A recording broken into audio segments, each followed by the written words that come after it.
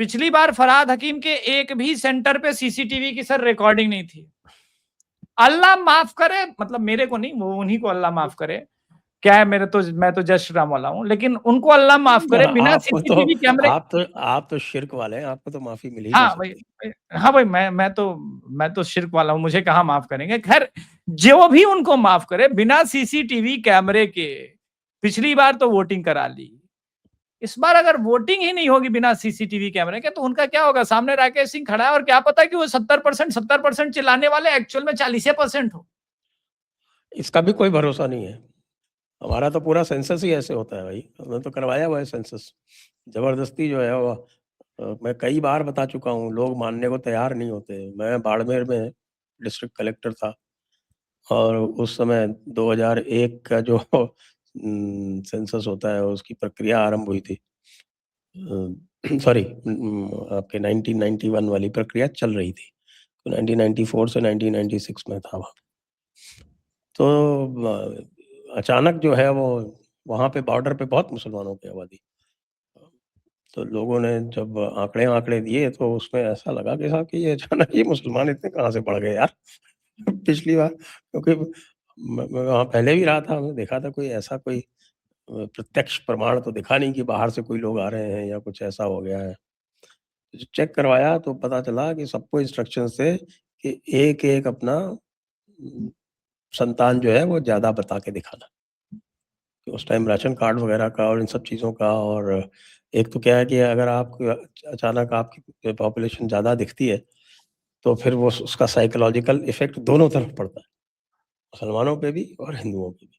तो ये 2011 का तो केस स्टडी हो रखी है, 2011 की जम्मू कश्मीर की केस स्टडी है कि किस तरह से उन लोगों ने पूरी की पूरी जनसंख्या ही पलट दी। जो ज़्यादा थे उनको कम कर दिया, जो कम थे उनको ज़्यादा कर दिया। सर, तो आप तो उसमें रहे हैं, हाँ। मैंने तो इस बार अररिया लोकसभा में प्रत्यक्ष देखा है कि सारे लोग कैलकुलेटर पर जोड़ रहे हैं कि प्रदीप हारेगा, प्रदीप हारेगा, और मैं बात कर रहा हूं तो पहले से लोग कह रहे हैं, अरे 40% तो मुसलमान है, प्रदीप हार गया। मैं कह रहा हूं वो 40% हमको दिख क्यों नहीं रहे ग्राउंड पर? वो ग्राउंड पे भी तो प्रेजेंस होना चाहिए। तो करते क्या है ना, जैसे इनकी 16 वर्ष की लड़की सलमा खातून, वो भी फिर सलमा के वोट में बुरके में नगमा भी वोट दे आई, भले सलमा बेंगलोर में है, कि बुरका के अंदर कौन देख रहा है, तो वोटिंग भी परसेंटेज बना रहता है।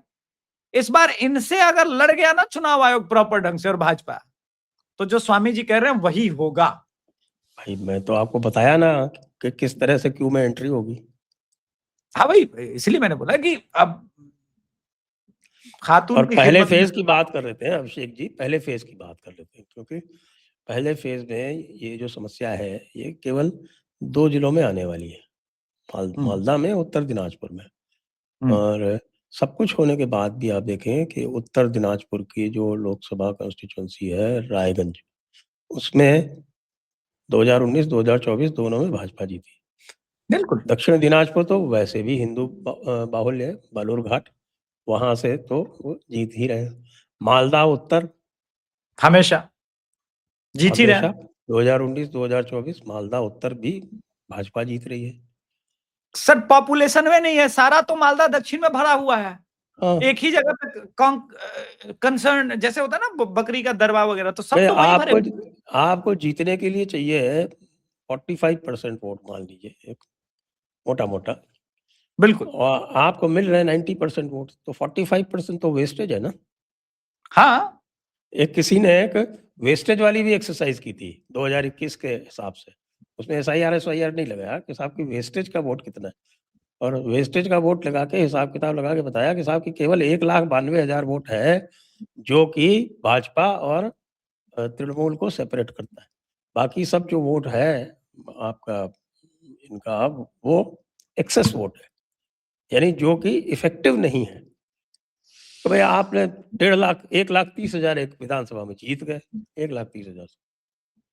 अब आप 100 वोट से भी जीतो तो जीतोगे ना।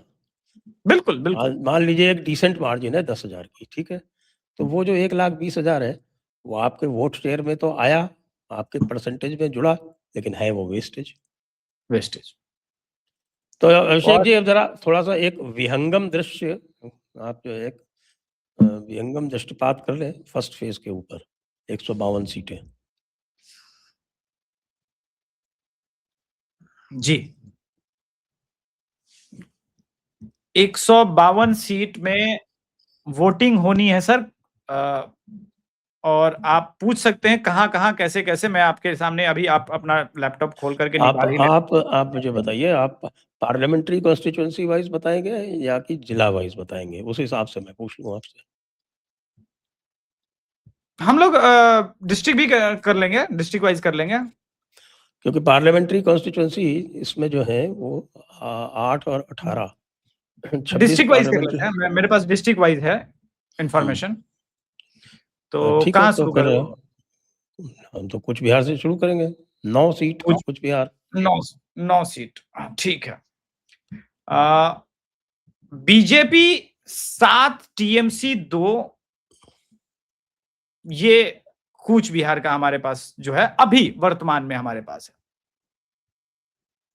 जी, अच्छा, फिर अलीपुरद्वार। अलीपुरद्वार सर हमने 5-0 दिया है, स्वीप। सभी लोग 5-0 ही दे रहे हैं वैसे भाई, तो आप अकेले नहीं है इसमें। नहीं, वो सिचुएशन ही वहां पर अलग है ना। वहां पर तो आप देखिए टीएमसी के लोग मार खा रहे हैं, तो मैं क्या बोलूं अब। बल्कि वो कुछ बिहार में एक उनकी जो सबसे स्ट्रांग सीट है वो दिनहट्टा वाली, उस पे तो बीजेपी ने विशेष फोकस कर रखा है कि किसी न किसी तरह से उसको निकालना है इस बार, और हो सकता है मतलब निकल भी जाए। वो निकल जाए तो अब अलग बात है, लेकिन अभी तो सिचुएशन ऐसा है। जी, फिर जलपाईगुड़ी में 7 सीटें। जलपाईगुड़ी में 7-0 भी हो सकता है या 6-1 हमने क्लोज डाला है। क्या है ना कि जो भी हमें लगा ना कि टीएमसी थोड़ा सा भी जीत सकती है, उसको हमने क्लोज में डाल के टीएमसी कर दिया, बोला ये छोड़ दो, हटा देते। तो दार्जिलिंग कालिम्पोंग ये मिला के साहब आपके 6 सीटें होती हैं। हाँ, दार्जिलिंग और कालिम्पोंग मिलाकर के 6 सीटें और 6-0 ही होगी। हमको नहीं लगता 6-0 ही होगा। मुझे भी लगता है ये 6-0 ही होगा। नॉर्थ दिनाजपुर के अलावा और कोई चांस नहीं है। अच्छा, फिर आ जाइए आप उत्तर दिनाजपुर में। उत्तर दिनाजपुर में 9 सीटें।